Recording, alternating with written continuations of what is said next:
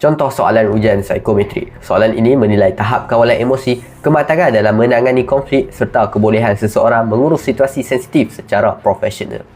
Jika ada mohon jawatan yang memerlukan interaksi awam, pengurusan konflik, diplomasi serta kebolehan membuat pertimbangan yang rasional seperti jawatan pegawai tadbir, pegawai penerangan maupun pegawai siasatan, pilihan jawapan yang terbaik adalah D. Kadang-kadang kerana menunjukkan anda masih mempunyai pendirian untuk mempertahankan maruah keluarga, namun dalam masa yang sama mampu mengawal emosi dan tidak bertindak secara melulu.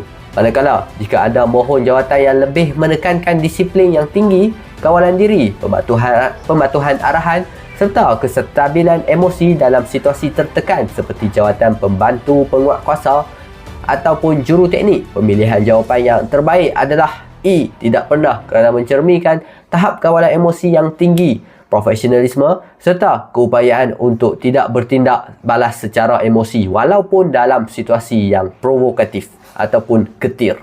Bagi calon yang berminat untuk dapatkan koleksi soalan ujian psikometrik tahun lepas, anda boleh klik beg kuning kat sini.